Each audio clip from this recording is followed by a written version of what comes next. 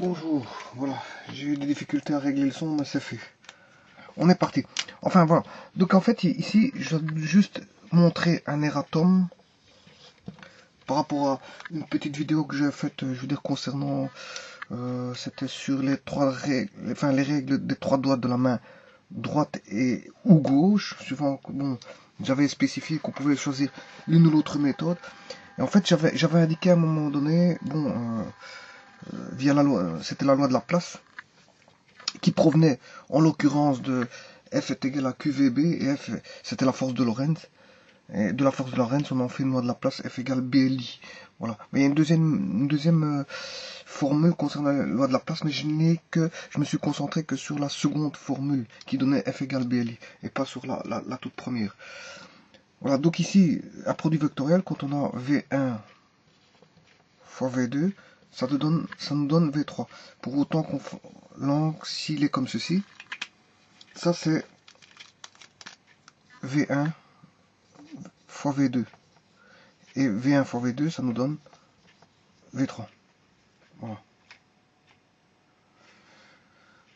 Bon, je me suis rendu compte que bon, je m'étais trompé à un moment donné. Donc si on applique la règle du tire-bouchon, ben, je me mets dans l'axe de V3 et je tourne le tire-bouchon, mais le sens du tire-bouchon va s'orienter vers V3. Pourquoi? Parce que on tourne de V1 vers V2 et le tire-bouchon s'oriente suivant l'axe de V3. Donc en fait, c'est un vecteur sortant du plan V1, V2.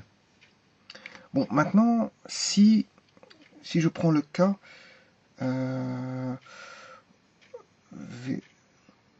si je prends le cas V2, V1, donc je commute les vecteurs. Si je ne commute pas les vecteurs, et je fais V2 fois V1. Si je fais V2 fois V1. Voilà. Voilà. Donc je fais cette fois-ci V2 vectoriel V1. Et là on se rend compte que ça va nous donner un vecteur V3 qui va vers le bas. Donc V3. Alors, ça veut dire quoi? Comment est le vecteur V3 ici par rapport au vecteur V3 ici? En fait, ils sont opposés. Donc, le produit vectoriel de V1 fois V2, si je veux me ramener au même vecteur, ici je vais mettre V4. V4, on va mettre V4 pour pas mélanger tout. V4. Alors, comment est V4 par rapport à V3? Ben, en fait, on a V4 est égal à moins V3. Donc, faire V1 fois V2, ça me donne un vecteur V3 ayant une direction et un sens bien précis. Mais si je fais V2 fois V1 sans commuter les vecteurs, à ce moment-là, on a deux vecteurs opposés comme résultat. On aura V3, V4. Donc V1 fois V2 est différent de V2 fois V1. Bon, maintenant, ouais, j'espère qu'on a vu, parce que c'est vrai que j'ai pas fait attention. Ouais, parfait. Toujours dans mon erratum concernant les produits vectoriels, supposons cette fois-ci que le V1, V2, on a dit que ça nous donnait un vecteur V3 et que V1 fois V2 nous donnait V3. Voilà. Supposons que cette fois-ci je commute V1, V2. Donc, commuter, ça veut dire que V2 devient V1 et V1 devient V2. Voilà. Donc si je fais V1 fois V2, à ce moment-là, on n'a plus ce résultat-là. Si je fais V1 fois V2, ça va me donner un vecteur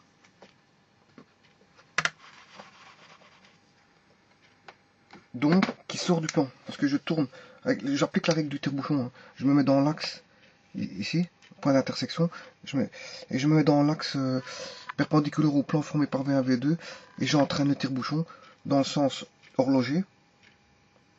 Ceci c'est le sens horlogique. Hein. Et on voit que ça entraîne vers le bas.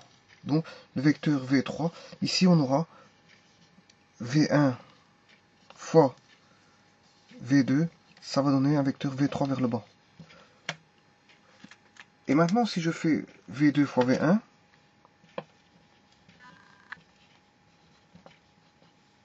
eh bien on remarque tout de suite que V2 fois V1, ça va nous donner un vecteur V4 comme ceci. Voilà, et V3 sera l'opposé de V4.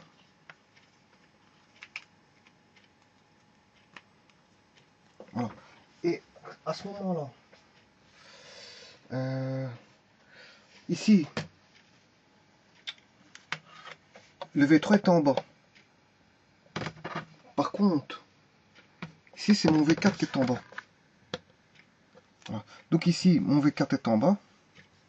Mon vecteur V4 est en bas. Et là, mon vecteur V3 est en bas aussi. Voilà. Ce qui veut dire que ici, mon vecteur V4 là, il est en bas, est égal au vecteur V3 ici qui est vers le bas. Alors quand ils sont tous les deux égaux. Ils sont tous les deux égaux parce que ce sont les mêmes vecteurs V1, V2. Mais maintenant, quand est-ce qu'ils seront égaux et non opposés? Ben, si on a V1 fois V2 qui est égal à V2 fois V1. V2 fois V1, mais qu'on a commuté. Donc si je commute les vecteurs, si je fais V1 fois V2, ça me donne un vecteur vers le bas. Maintenant, si je commute les deux vecteurs, je mets V1 à la place de V1 et V1 à la place de V2. À ce moment-là, on a V2 fois V1.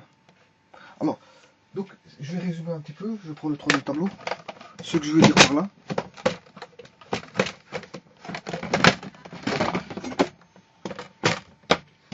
Ce que je veux dire par là, si j'ai V1 fois V2 en produit vectoriel,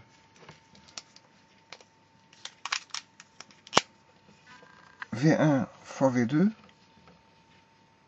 c'est l'opposé de V2 fois V1. Voilà. Par contre, si on commute, donc à ce moment-là, commuter, c'est-à-dire quoi? Je mets V2 ici, et je mets V1 là. À ce moment-là, qu'est-ce que je peux dire si je commute les deux vecteurs? Que V1, l'ancien V1 fois V2, sera égal ici à V2 fois V1.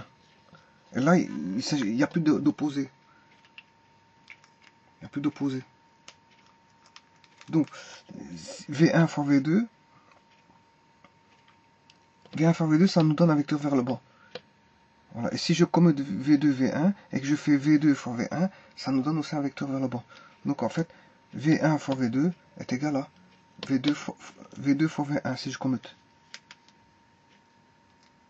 Si on commute les vecteurs. Voilà, c'est ce que je voulais dire et je m'étais trompé dans les explications que j'avais données. Mais en fait, voilà, j'ai remis les choses au point. Voilà, je vous remercie.